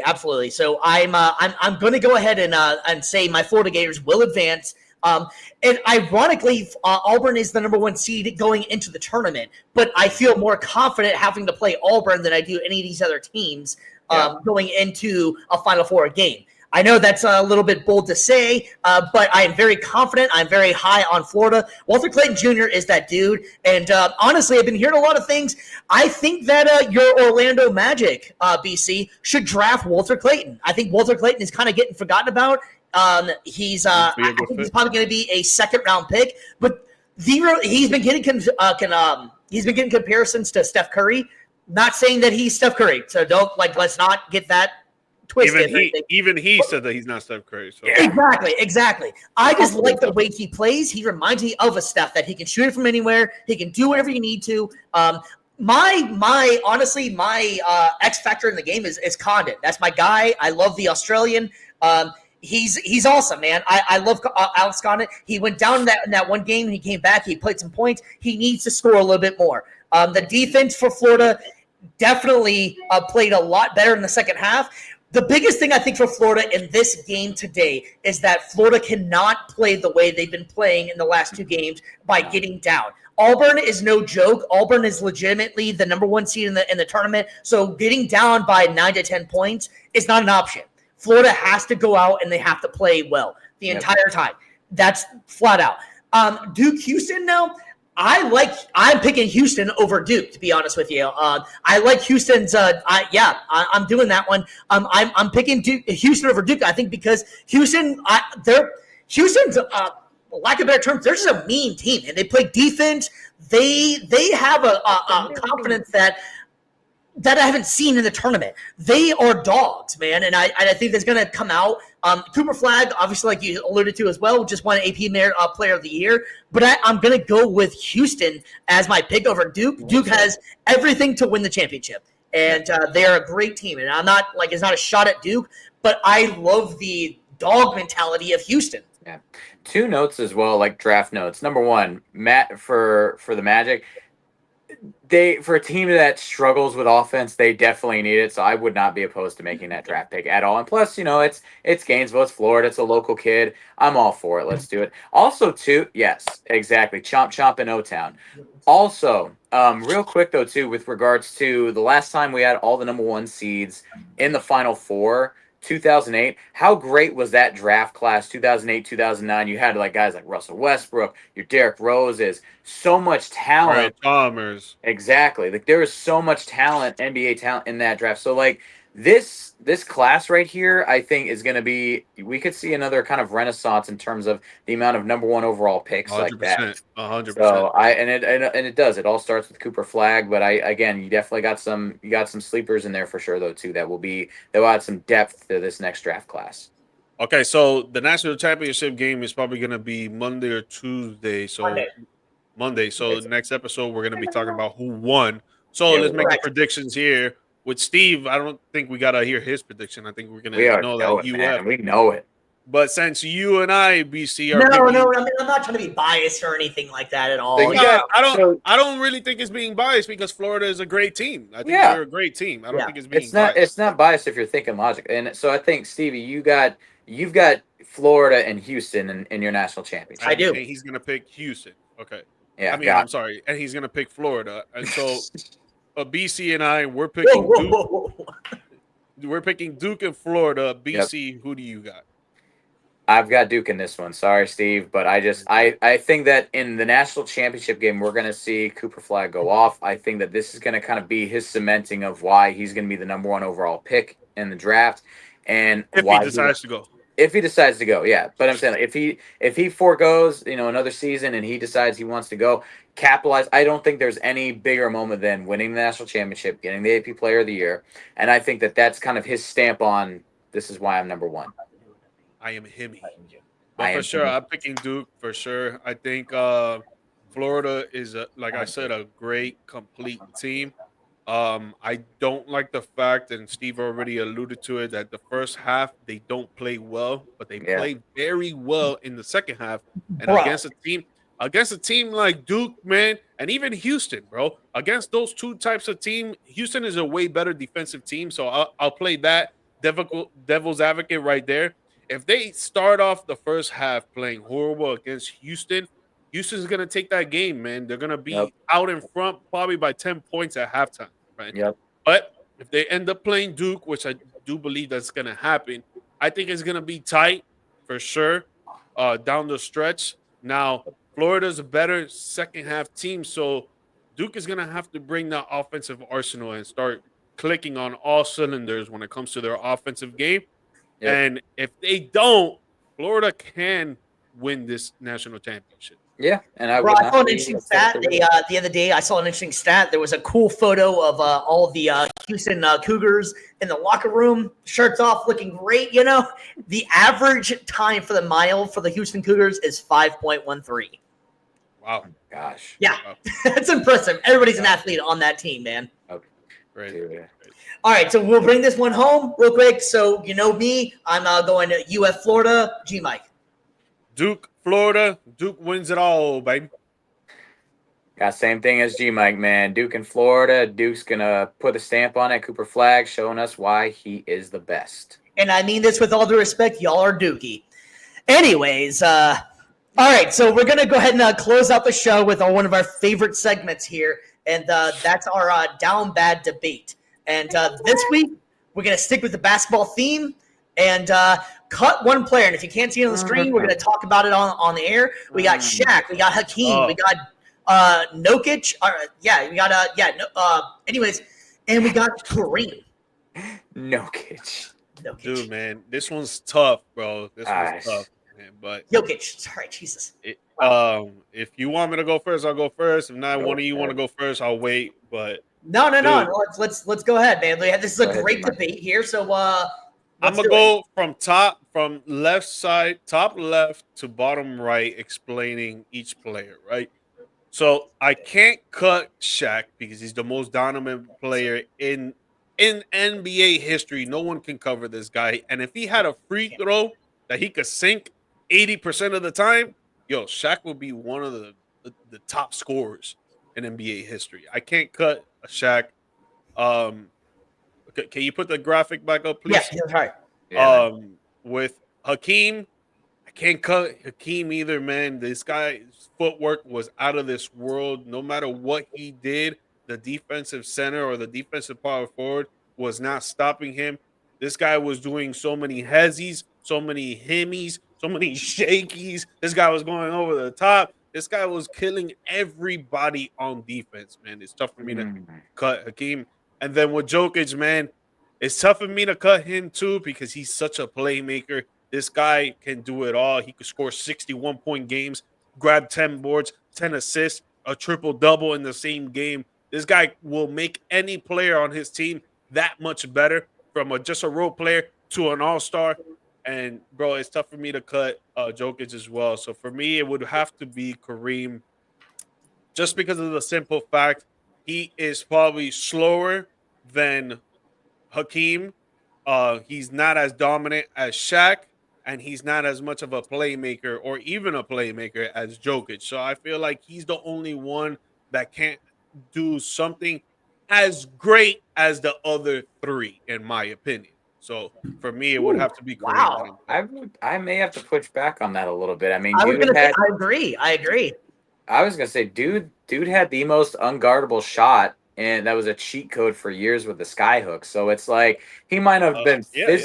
he might not have been physically dominant with Shaq in terms of like being able to body guys like that, but dude, he starts backing down and he hits that skyhook. None of those guys have the length on him. Maybe Hakeem would be able to stop it, but I It think was so slow. It was so slow. that's And according to that was according though too. Like the cameras back then, that everything looked slow. Like I'm pretty sure if you played modern game, like modern cameras, like you'd see, like he wasn't that slower dude, than everybody like I else. was taking 5 seconds to do the steps and shoot the hook.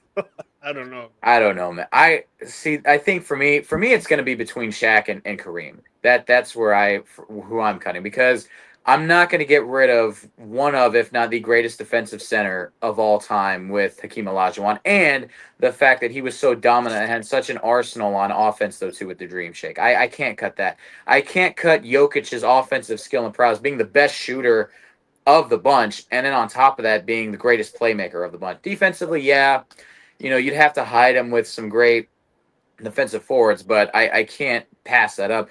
I think for me, I am going to cut Shaq, not in terms of Whoa. I know. I'm just saying this is no respect to the diesel, but when it comes to those fourth quarters, and she might quit the conspiracy face. I think if it's a close game and it's fourth quarter and I need somebody to sink a free throw, I'm sorry, I can't rely on Shaq. I'm gonna have to take. That's a good argument. That's a good argument right there. But I wasn't even thinking about this that. guy's giving you 40, 45, bro. I know that, but guess what? If it's a close game, though, if it's a close game and it's fourth quarter and he's going to the line and I got to roll the dice to see if he's going to make it or not, and he's got that, like I would rather sacrifice Hakeem, or I'd rather sacrifice Kareem's finesse for Shaq's power. But I know when he's got the sky hook, he's just as every bit the rebounder does it in a different way. Every bit the defender again does it in a different way. But he's got the unguardable skyhook, and at the same time, when he goes to the line, I'm much more comfortable with him taking those free throws. Again, if, like you said, only one of these guys we used a what if for, and that's Shaq. Oh, if Shaq was just a better free throw shooter. All these other guys, I'm pretty comfortable. We're dealing with actual reality. So it's like if we're dealing strictly with the game and the rules and everything, I will take Hakeem, I will take Kareem, I will take Jokic, and I'm going to cut the diesel just because the free throws were that much of a weakness for him. Just to push back real quick, Steve, before you go, just to push back. No, you're fine. Like push. Shaq is the only one that will put the next best center on the opposite side of the court, on the opposite side of the team, that will put him in foul trouble. Everyone else. Well, it depends on the center though too, because remember those battles him and Hakeem had in the finals though too. Yeah, Hakeem. Yeah, but he was younger there. He was younger there. That's not the Shaq we're talking about. He has a Lakers jersey. He doesn't have a Magic jersey. But I think prime Hakeem. I'm not saying that he would stop Shaq, but he definitely. I think that instead of averaging, let's say like 30 on 60%, I think that Shaq maybe averages more like 20 on 50%. Hakeem was that good, dude. I like Hakeem No, he Olajuwon. He was that good. But Shaq was such a dominant force in 2000 and 2021. But who was he going? Anybody that's covering him is in foul trouble. He was not going up against the prime Hakeem Olajuwon. And remember when he went up, and he was even Ben Wallace, as great a defensive player as he was. Ben Wallace was only 6'9", 240. He was strong, but he was still putting clamps on Shaq. Not to the level that I think Hakeem would, but that's just Hakeem's skill and ability, I think, on that end. Again, most centers, yes. I would say Jokic, Shaq would body him for sure on defense. Again, Jokic has more size, but he was nowhere near the defender Hakeem was. So, when did they play the Pistons in 2002? It was 2003, 04. So Shaq was starting to slow down a little bit around that time. But that's what I'm saying. You take prime Shaq versus prime Hakeem. I think Hakeem, again, defensively, I think that he's able to limit Shaq a lot more than people give him credit for. Damn. Yeah. Hot take. Yeah. Interesting. Well, honestly, as much as you love Hakeem, like that would be my cut. I would cut Hakeem. I think the one person that's uncuttable is Shaq. Shaq is such a dominant force. And I think that Jokic, I called him Jokic, I don't know the hell I was doing. Anyways, Jokic is such an interesting player because he's a center, but he's not a center. I mean, he's basically a point guard in a center's body. Point center. And Kareem, I think that like watching, and maybe just I'm a little bit biased because I've been watching that Celtics documentary that's on HBO. Which, if you haven't got a chance, if you guys want to see some Celtics history, check that out. It's fantastic documentary. But anyways, I think a lot of these guys, I think a lot of these guys get forgotten about, and a lot of these guys get, they almost their careers get diminished because we all think that we're a very biased society, that we live in a very moment-to-moment society, and that like a Bill Russell or a Kareem couldn't play in the NBA today. And I think these guys' skills would actually play in the NBA today. Having said that, if they were able to, I know what you're gonna say because I'm the oldest guy here. I know that, but my point is, I'm saying is that Kareem, because of what he could do, he would be able to play today. And I'm not saying Hakeem couldn't by any stretch, so don't get that twisted or anything like that. I'm just saying I think that some of these guys from the earlier years get forgotten about because we're so in the moment bias. Yeah. Real quick. What's up? I know you're going to tell me I'm wrong. No. Not that I'm going to tell you wrong. I'm going to just ask you some questions and answer honestly. Honestly. Yes or no? Yes or no? From 1980 till today. Yeah. Are cars better? Yes or no? Debatable. I mean, oh my, bro! How many 1980 Cutlasses you see driving still around, and you have to take in your 2002 car all the time in the shop? I'm just saying. I mean, we're really using cars to talk about. Listen to the question. From 1980, right? From that point till today, in between years, right? Are cars better evolution-wise? Oh, okay. Yes. Yes, right? Okay. Is technology better? I mean, I loved watching 420. Bro. No, yes, it is. Yes, it is. Come on, dude. Triggered much? Is traveling better? I mean, nothing beats walking. I mean, yes, it is. So are we all lazier than ever? Why is it that everything is better from 1980 to today? Everything is better, but not basketball players. Why is that? But I can also address that to you. That I'm saying, I'm not saying that the NBA was better at that point. I'm just saying some of these guys, you take their skill level, you take what they have, and if you take the same thing that these guys have now, they would be dominant. I think great players are great players. Yes. NBA is better now. Yes, you have your sixth man of the year could score 50 points probably back in the day. But my point is that you can't also say that these guys weren't worth a damn because they played in the era they played in. No, I wouldn't say that. But what I would say is that they wouldn't be putting up the same numbers. They wouldn't. They just wouldn't, because the way that the game has evolutionized is. I see. Let me push back on that. Let me push back a little bit on that, because I agree. You're telling me you're telling me a 7'2" finesse playing center that can score at will from anywhere on the court. Russell could have dominated any era. Yeah, with also too, I would say, I'm not comparing the two 1-to-1 directly, but similar builds. For example, Victor Wembanyama, Kareem Abdul-Jabbar, both guys well over 7 feet. Both are very lanky. Both play with finesse, not necessarily with power, but both. But one is way faster than the other. But that's also because of the technology. But that's also because of the technology and the training that is available. Exactly. I know if we're exactly. I know, but what I'm saying is but that's not necessarily the people. The players are quote unquote better. That is the technology, the training. If you gave Victor Wembanyama the training that Kareem Abdul-Jabbar had back in the day, you're thinking that he would be the same player he is today? No, I agree with that statement. Completely different guys. But that's not. That's not the argument that people bring up. So we're speaking objectively in a vacuum. What people bring up, the argument is they bring up, right, is the skill set and knowledge that they have today. They get dropped in the 1980s, 1990s, whatever the case may be. They get dropped in there. They think that they will not dominate with the skills and knowledge that they have today. Exactly. It's false. Exactly. Yeah. Okay. I would say maybe the only thing one thing that they have today that they would struggle with is ball handling, because back in the 90s, you could not do the stuff that you did today. You could not do the stuff you did back then in the 80s. Like, you do anything that's like anything, you go like this, like that, that's a carry. You have to literally dribble like this the whole time. Yeah, and so I'm not saying that you're saying this. What I'm saying is the arguments that they bring up on social media and nationalized TV is that the players from today would not be able to do work in the players in the past. Yeah. If you're given the same learning, the same evolutionized skill set that they had back in the day, I would kind of agree with that.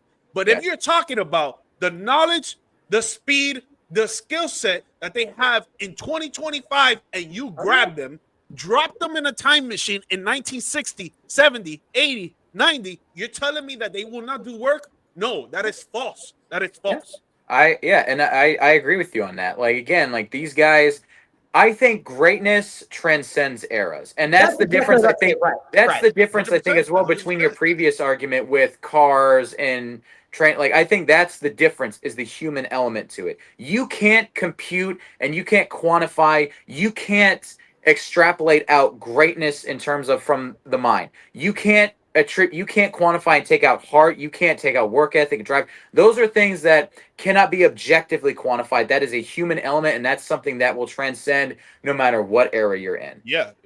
So, but I mean, like, you can't take a Larry Bird and say that like he couldn't play in this NBA, because Larry Bird, you can.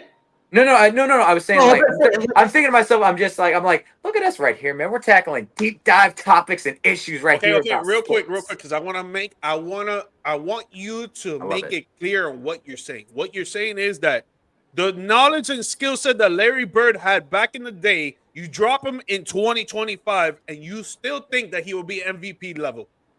1,000%. Yes. Negative. No. He was too slow. He had a great shot. But he wouldn't be scoring like how these players do, bro. Literally, I saw the stat. Larry Bird would dominate right now, especially with the way the NBA is, especially with fouls, the whole thing. Like, bro, Larry Bird would dominate. So we're just saying strictly that. So we're gonna take a guy out of the 80s, and we're gonna limit him to basically the training and everything of back then, and we're going to drop him into today. Exactly. That's what I'm saying. I'm not talking about if he learned everything today. If he learned everything today, 100%, because he was so smart. He knew how to play the game. Well, and physically he would be better. But I will say that, maybe from a physical perspective, he's going to be tougher to keep up. His defense will not be as good as it was back then. Exactly. His shooting, though?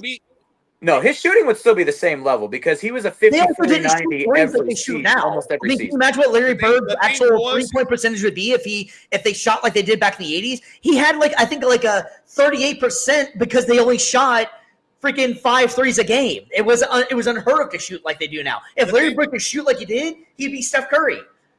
The thing is that the defense was way slower back in the day than it is now.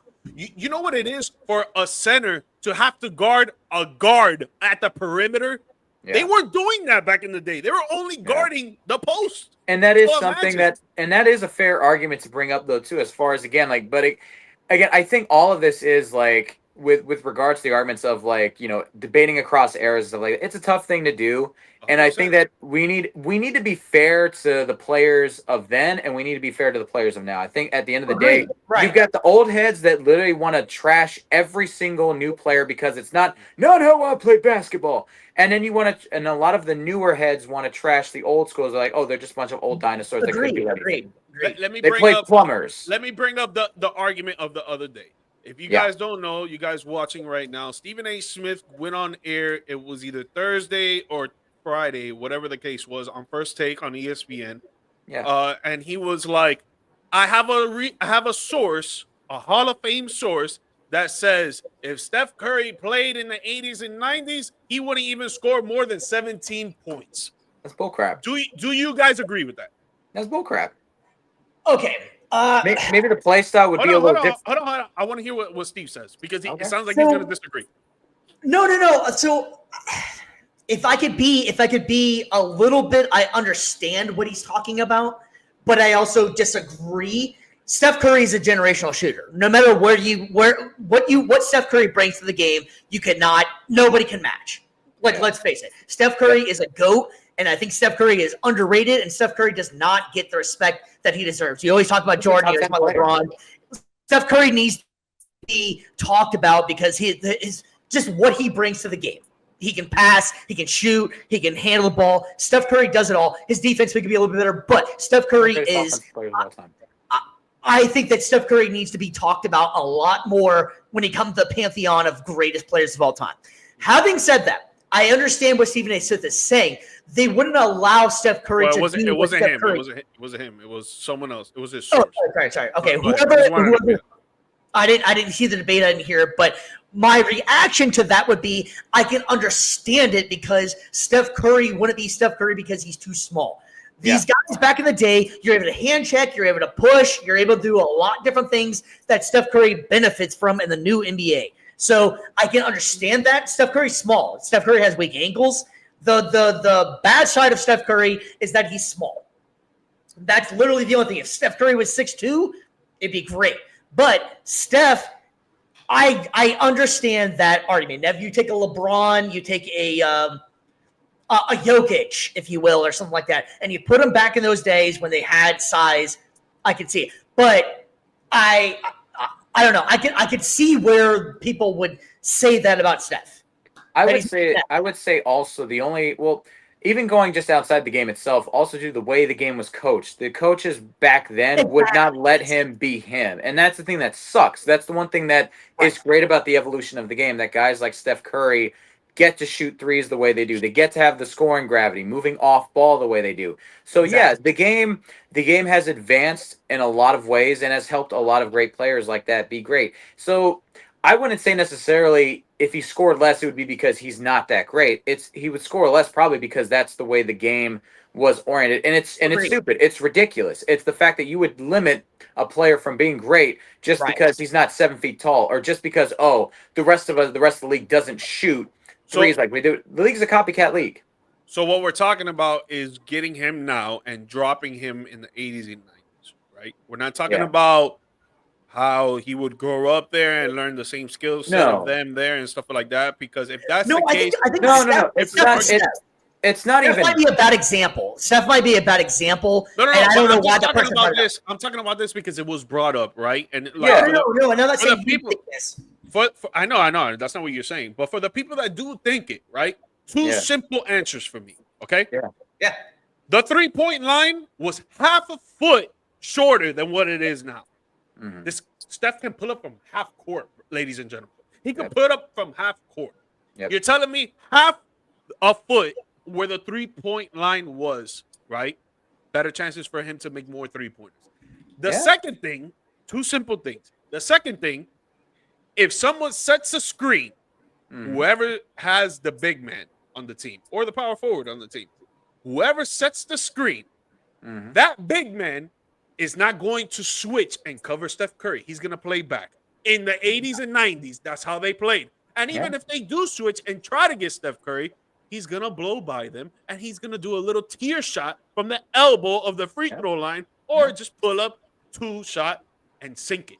Two simple answers right there, bro. It's the way that the game has evolutionized, that you're telling me 2025 players, if you grab them, drop them in 1980, 1990, that they cannot play well, bro. You're on the good stuff, man. You're on the good stuff.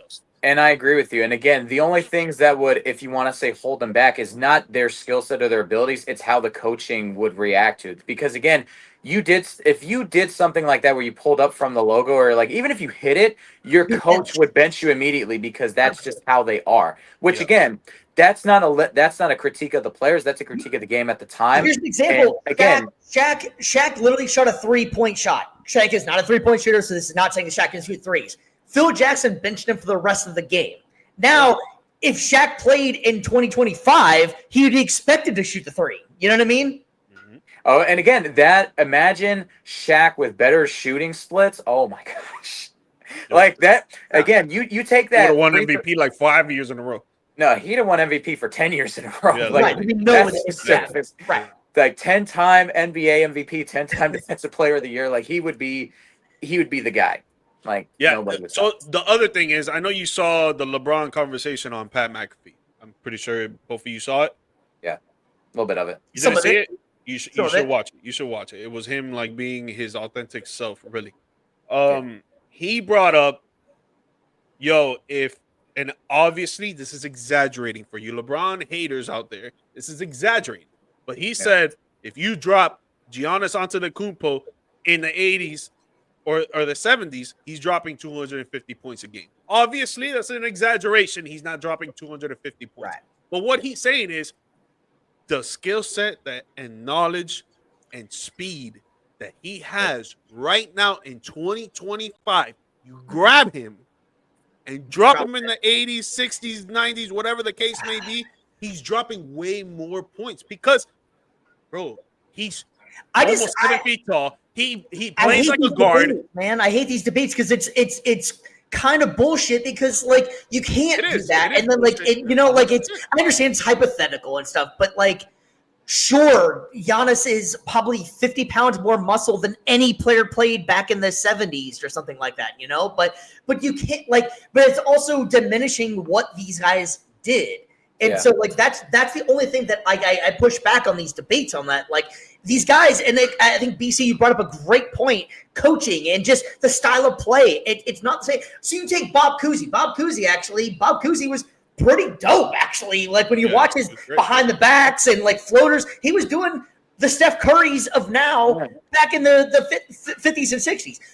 Could he play? He'd probably be a 6 man now because of his size and but that's taking him in a vacuum though too, and that's not giving him the knowledge and stuff that he has. Exactly. So I hate that. And I agree with you. I don't like those debates either because to me it's stupid. It's literally common sense, dude. Like if you're good, you're good. If you're good, you're good. Meanwhile, here we are having our down bad debate with Kareem in it. No, it's because I wanted to bring it up because I see the arguments on Twitter all the time, and I think for me it's just common sense. Yeah, players that with the knowledge and speed and skill set that they have today's age, they get dropped in any era, they're gonna do good. Yeah, even role players are gonna do good. I think to kind of also just if we all could agree on this, I think we all can agree that the technology, the training, nutrition, all that stuff that has evolved and gotten better objectively ever since. Yes. But I think we can all agree as well that greatness, that human factor, transcends all of that. Yes, agreed. If you get Bill Russell and you drop him in 2025 with the skill set, with the speed and the knowledge that they have today, and he would learn all that. Yes, he would be a dominant force. 100%. He would be in top 5 MVP voting every year. Yeah, 100%. And that one thing about I love you bring up Bill. Coach. He was a coach at the same time. He was a coach. Oh, and also too, dude was an Olympic level high jumper. He was smart. He was super smart, bro. Yes. So imagine if he had that same knowledge with the knowledge today, and he learned all the stuff, bro. He would be dominant because he's so smart and he knows how to evolutionize his game 100%. Yeah, and people forget though too about Bill. He was an Olympic level high jumper. So imagine having that along with that defensive prowess. Like that's scary. You're getting probably like 3, 4, 5 block shots a game with that level of athleticism. All right, so we got on a huge ass tangent. So we did. It's a tangent episode. I love it, man. It's some deep dives. This is exactly how every episode needs to go. I agree. So how about we go back to what we actually started with in our team one cut 2 hours player. All right. So I will start it off, and I will end this with you guys. I'm cutting Hakeem. All right. I am gonna cut Shaq just because I can't trust him at the line. I'm going to cut Kareem because I think he's just slower than these players. He was still great. He had a great hook shot for sure, but I think the rest of the players, they have the more it factor for their specific skill set. Fair enough. Interesting. All right. Well, gentlemen, we are going to go ahead and wrap this one up. It's a record, I think. Show. And like we were saying, this has been, we're going to be doing Tuesday and Saturday. Please tune in. Please like. We've had some good interaction today. Dale, thanks for checking in with us. Love you, man. We appreciate everything you guys are doing. G-Mike, got anything for the people before we sign off? Yeah, Dale, your name in Spanish is Dale. So just like Pitbull, Dale. You know what I'm saying? Guys, please leave a like, subscribe. Please keep supporting us. And if you guys want to come on the show, you could just write in the chat. We'll answer any questions or comment on any comments that you drop in. Or if you want to be actually on the show and talk with us, you can do that as well. Just either send us an email, write to us on socials. But we appreciate your guys' support. And hopefully you guys keep tuning in. BC, you got anything for the people, man? And just inspirational quote of the day, man. Life's tough. Life's hard. Just hang on for dear life. It will get better no matter what. Absolutely. Absolutely. All right, guys. Well, like I said before, I've said it a couple of times, our new schedule is going to be Tuesday, 7 p.m. and Saturday, 10 a.m. Tune in, please. We like everything you guys are giving out there with the comments. And if you like G-Mike said, if you guys want to get on the show, let us know. We really appreciate everything you guys are doing. Please give us a like and subscribe. We will see you on Tuesday. Go Gators. Peace. Peace.